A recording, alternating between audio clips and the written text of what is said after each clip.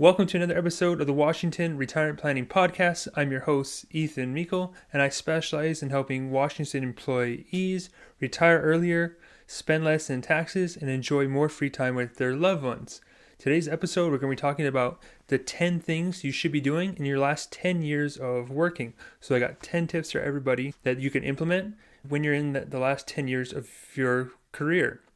Now, the last 10 years of your career is what we call the red zone, and the last thing you want to do is mess up in the red zone, because at this point in time, you probably don't have the time to recover from any big mistakes. So these 10 tips are going to be things that you should consider doing to help you transition to retire more smoothly. Now, after we address those 10 things, we're going to get on to the question of the day, which comes from Holly, who recently emailed me asking about the contribution limitations for school district employees. She's got a Roth IRA, a Roth DCP, and a Roth 403B.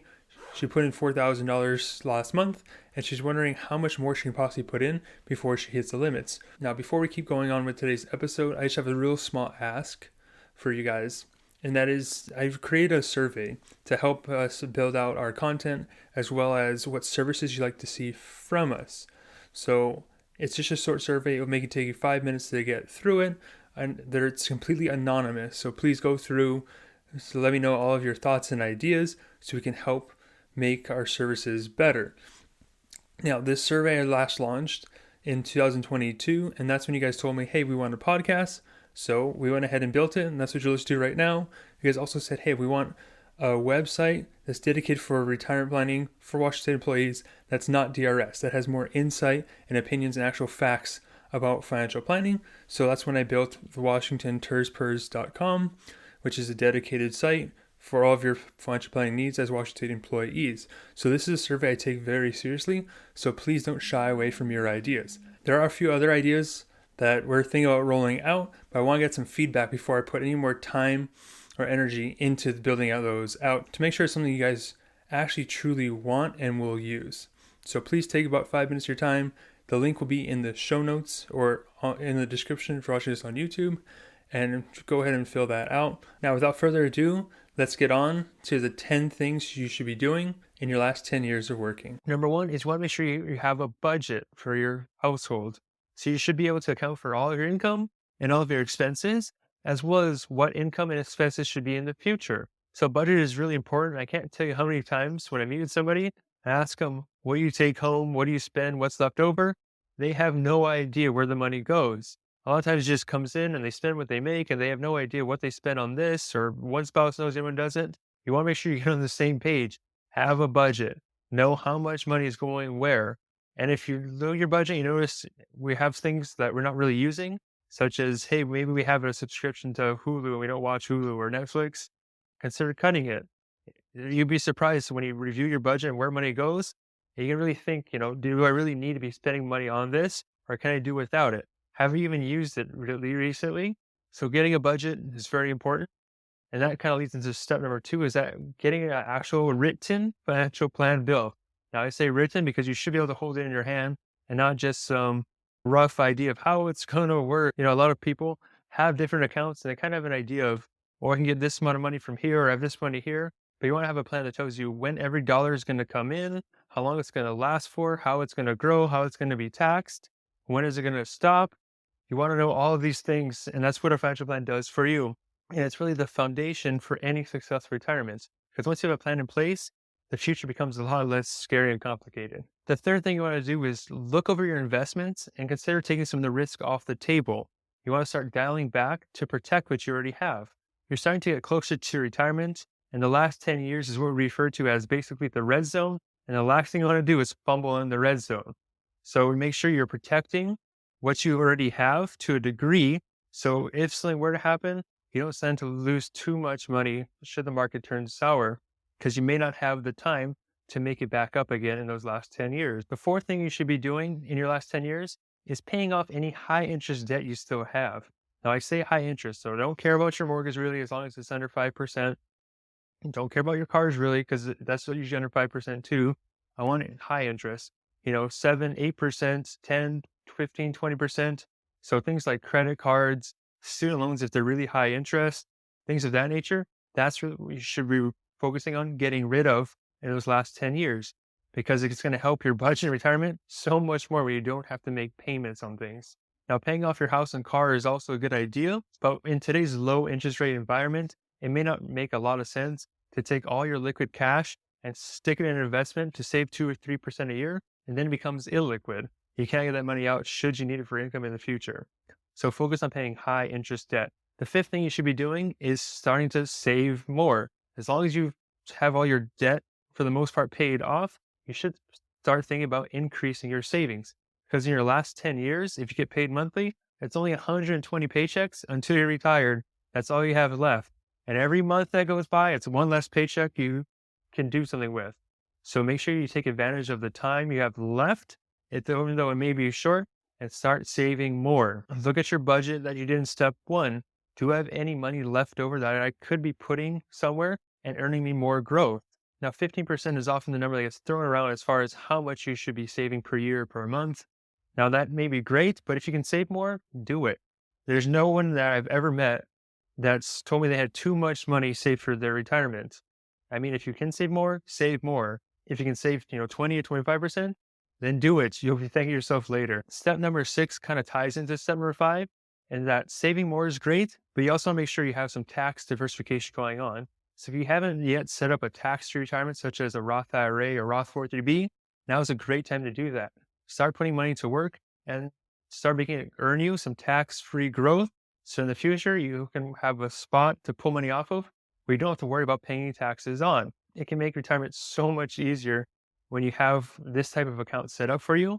So avoid all the different tax traps that those pre-tax accounts have in them. Step number 7 is now is about the time you're going to start shopping around for some kind of long-term care coverage.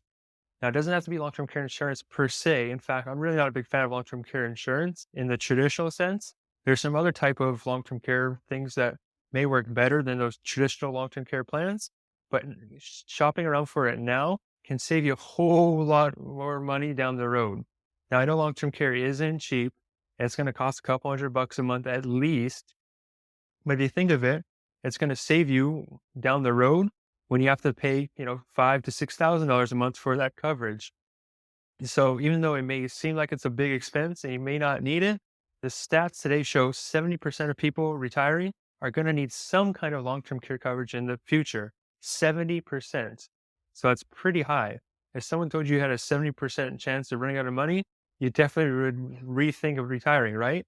So if I'm telling you that there's a 70% chance you're going to need some kind of long-term care costs or have to pay $5,000 to $6,000, if not more, per month for this care, you're going to want to take those words seriously and actually start looking to getting some kind of plan in place.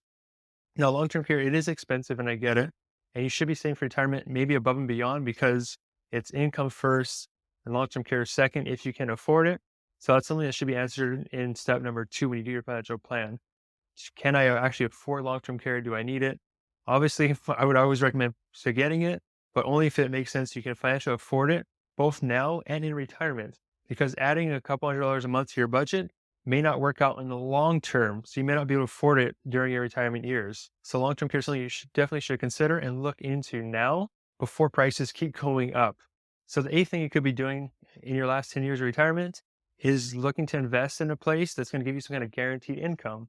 And the only place to find that is an income annuity. So for this, you need money that's not tied up in anything. So not your emergency funds, not your plan 3 or 403b. It's just if you had some sort of liquid money set up on the side. I know most people don't, but if you do, now it could be a very good time to actually put it into that type of annuity. Why? Because the sooner it goes into income annuity, the sooner it can start growing. So these income annuities often have a guaranteed return on them for your income benefit. So it's not actually your cash growing, it's how much income you can get off it in the future. So these things grow at 8 to 9% per year. And then when you actually go to retire, you can potentially get a much higher guaranteed income stream at that time than if you were to wait until retirement to use that. So step number 9 is more about protecting yourselves. And that's like having things set up in a trust or having a will set up. So when you pass away, people know where all your assets are going to go. A trust is designed to protect your assets from creditors. So one personal example is, say down the road, you need some kind of long-term care and you actually qualify for Medicaid. So that's when the state actually foots the bill for the long-term medical costs. Now, a lot of people think it's a free ride, but it's often not. After you pass away, they come back to your estate and they will usually foot you the bill. If you have a home left to your wife, they could place a lien on that home. So, but if that home is in a trust, they can't do that because technically you don't own the home anymore. The trust owns it. So having a trust or will as you go into retirement, it's also an important thing to have. So step number 10 is making sure you have your liability coverages up to date and making sure they're where they need to be. So when you look at your home and even car insurance, now is the time you really want to look at them and see what is actually covered. You want to make sure you have enough liability protection. Don't go into retirement with the minimum amount of liability insurance that you can get away with because God forbid you got into an accident with a lawyer. So you want to make sure you have these protections in place. So one smart move is looking into getting an umbrella policy. An umbrella policy is something you can get from any insurance company. And basically, it covers both your home and your car under one shell. So most people just get like $1 million and it's $1 million liability to either or. So it's kind of a cheap way to buy a second layer of insurance protection for either side. So that's something you might want to look at in those last 10 years as well. As you get to your peak earning years and you have all of your assets there that are going to basically be sitting ducks if you don't take the proper steps to protect them. So the question for today comes from Holly, who recently asked me about contribution limits for her Roth accounts. So she's got a Roth IRA account. She also has a Roth DCP and a Roth 403b. She recently put away $2,000 towards her 403b and another $2,000 towards her DCP last month. And she heard that the limit was $8,000 and she thought, hey, maybe I'm halfway there. So when it comes to Roth IRAs, that would be the case.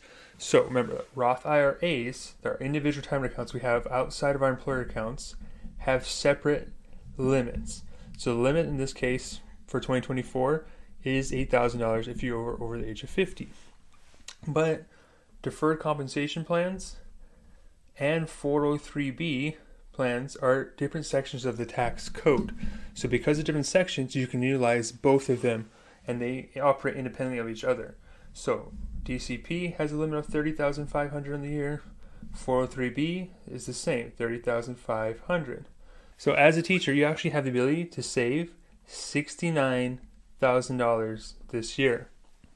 So there's no shortage of ways to save on a tax-free basis. Now, DCPs and 403bs operate on a pre-tax basis as well. So if you want to do it pre-tax, that's fine too. Just remember that $69,000 is the total amount that someone could be putting away for retirement as an educator.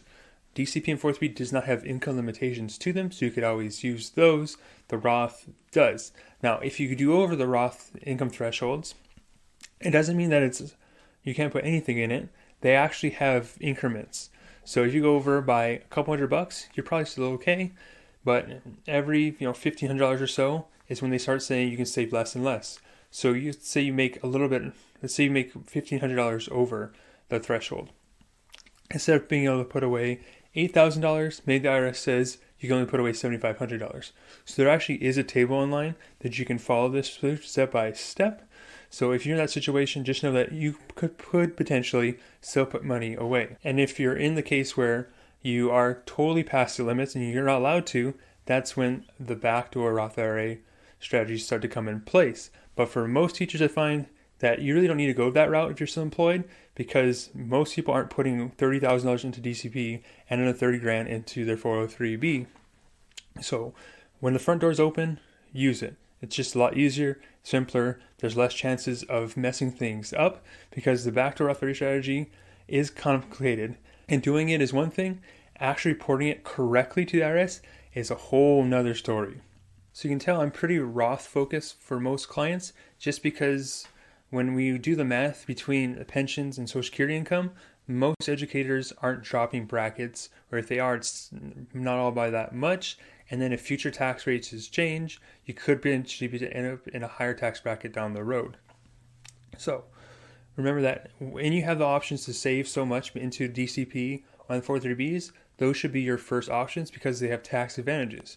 One thing I've been seeing a lot more now is when people go to advisors who aren't familiar with the state employees and all of their benefits, and they don't have a way to charge for their time and expertise, they often steer you towards one of their own investments or one of their products. So remember, all advisors need to get paid. And the way you pay them is either straight out of your pocket for their time, or you're buying products from them, or you're investing money with them. So if you're asked someone about, should I do the deferred comp, they're probably going to tell you not to do that because they don't have a way to get paid from that because you're not investing money with them. If it's, hey, can I get a 403B? If they're not in that space or they don't want to go through the hassle of setting up 403B accounts for you, they're going to probably tell you, no, you can't do that. And what they often do is steer you towards their own investments. But what you could do is have an investment account and buy stocks and this and that. And you're losing all the tax advantages to it. So recently I had someone come in who they were putting $500 away into this investment account. And they didn't have a DCP account. They didn't have a 403B account. The advisor just said, hey, put money into here, simply because that's how he could charge and make his money. Now, when we do that kind of stuff, while it is true, those investment accounts do have some tax advantages to them. You have step-up in basis if it gets inherited. You also get a little bit more preferential treatment when you decide to sell the stocks inside of it. But remember, they're called taxable accounts for a reason. When we put money into it, we pay taxes on it. And then when it spits out dividends each year, interest, we pay taxes on that, and that gets reinvested. And then when we decide to sell it, we pay taxes again on any growth we get. So it's tax, tax, tax the whole way. When you have the option to do Roth, you're going to pay tax initially on it, but then remember, it grows tax deferred, meaning any interest or dividends that get spit out. When you compare that to a Roth account, you're still going to pay taxes up front on that money, but it grows tax deferred, meaning as it grows over time, any dividends or interest it spits out, you don't pay taxes on it. If I want to sell off one stock or one fund for another one, I don't have to pay taxes on that gain. It's tax deferred. And then when I do decide to cash it out and use it, as long as I've meet the 5-year rule requirement and I'm over the age of 59 and a half, that interest that grew is mine tax free. So Roths are one of the most tax advantageous things that you can have. And for most people, they don't have quite nearly as much as they really should have in these accounts. So the action item for you guys is go ahead and look at your accounts and see where you're saving and what kind of tax advantages you're getting from them. If you're not getting tax advantage from that account and you're not maximizing out your deferred compensation plan or your 403Bs or anything with tax advantages in them, you should probably fund those first. Don't let the allure of potentially high returns by buying individual stocks take you away from that, because those tax advantages will often outweigh those gains. And you can actually hold any kind of stock you want inside of a Roth IRA. So don't think you have to have some kind of brokerage account or have a certain minimum to start investing in stocks like Apple and Microsoft. You can buy those inside a Roth IRA, no problem. If the advisor that you're talking to says you can't, it's just because they can't do it in their capacity because they have firm limits imprinted on them. You can always go somewhere else and get that set up, no problem. Now, before I sign off, remember that the survey link is in the description below, and really we're just asking for your honest feedback on what kind of services or improvements you'd like us to make so we can better serve you guys. So please take a few minutes of your time to fill that out. We really look forward to reading everyone's responses. It is 100% anonymous, so don't worry about what you put in there. We want as much feedback, thoughts, or criticism that you guys have to offer. So I look forward to reading all of that. I'll catch you guys all next week, and always remember that your future depends on what you do today. All right, before I sign off, just a real quick legal disclosure that we're required to say as licensed fiduciary advisors. So remember that this is a podcast. It is designed for educational and entertainment purposes only. I don't know you personally, therefore I cannot give you any personal advice. So please don't take anything that we say on the show as being personal, financial, legal, or tax advice. If you want that kind of stuff, make sure you seek out a professional so they can help you with the strategies and investments that are right for you. Also, please remember that despite the name of our show, we are in no way associated with Washington State or the Department of Guidance Systems or any other Washington employer. We're a private-owned firm that specializes in working with Washington State employees, which is why we know so much about this stuff. So remember, we don't work for the state in any way, shape, or form, so please don't confuse us as being an official representative of the state. All right, that's it for the legal stuff. I'll catch you guys all next time.